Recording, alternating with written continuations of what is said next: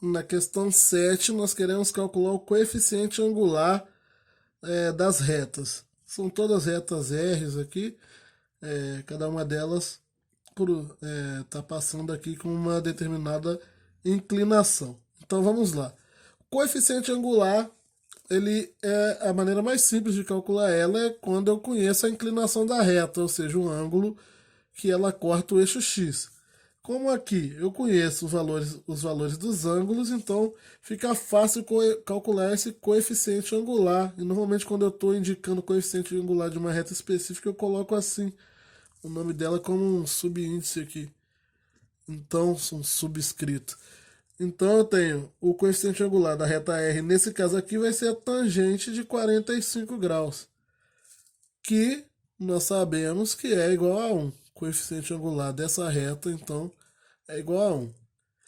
Essa questão aqui, ela parece ser bem direta, mas ela vai exigir de você o retorno aí dos conhecimentos de trigonometria. Trigonometria do círculo, inclusive, porque essa reta aqui, o ângulo que eu estou querendo, a inclinação aqui, perdão, o coeficiente angular que eu estou querendo dessa reta, eu tenho que levar em consideração esse ângulo aqui. Apesar de eu saber que o ângulo aqui de dentro é 45, na verdade esse ângulo aqui que é o ângulo de inclinação da reta é o 135. É o 135 graus. Então, o coeficiente angular dessa reta é a tangente de 135 graus.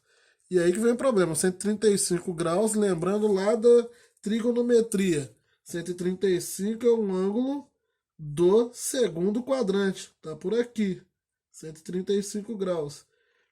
E ele é o simétrico do próprio 45, né? Porque o ângulo do segundo quadrante faz todo sentido, inclusive, eles são suplementares aqui.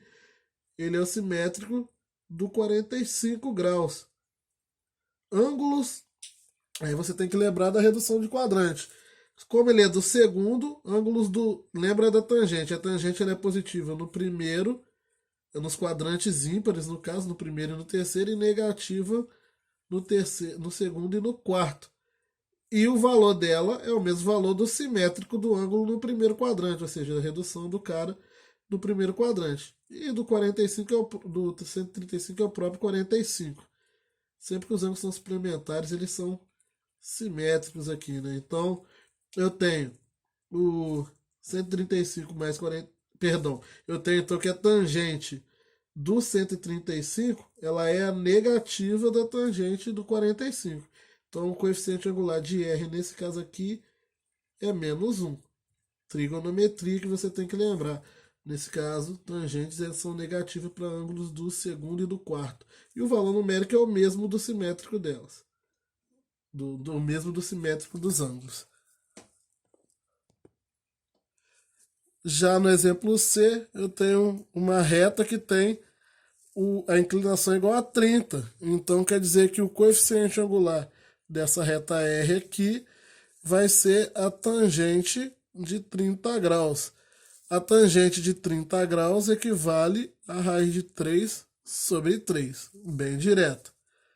Agora, na outra reta aqui da letra D, eu tenho um ângulo de inclinação. Eu não conheço esse ângulo aqui que formado entre o eixo X e a reta, sempre no sentido anti-horário, que está o eixo X e a reta R e o eixo Y. Mas observe que aqui nós sabemos que é um ângulo de 90 graus. O encontro entre os dois eixos do plano cartesiano é igual a 90. Se aqui vale 30, quer dizer que aqui esse ângulo vale 60 graus, porque a soma dos ângulos internos de um triângulo é igual a 180. Mas se aqui vale 60, quer dizer que aqui fora é 120 graus. E aí você já começa a ficar preocupado, né? Nossa, vou ter que lembrar essas coisas de geometria, de trigonometria? Tem. Por isso que nós falamos que esses conhecimentos eles nunca vão embora. Você acaba tendo que usar eles em outros momentos.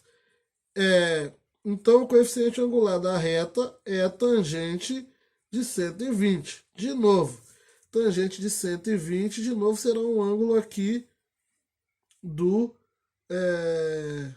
Será um ângulo do segundo quadrante. A maioria serão ângulos do segundo, né? A maioria das retas.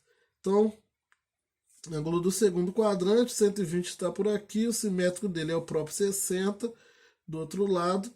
Então a tangente é positiva no primeiro e no terceiro, negativa no segundo e no quarto.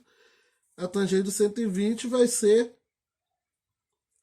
menos a tangente de 60, o negativo da tangente de 60, que é menos raiz de 3, porque a tangente de 60 é raiz de 3, a do 120 é o negativo disso, ou o oposto disso, menos raiz de 3.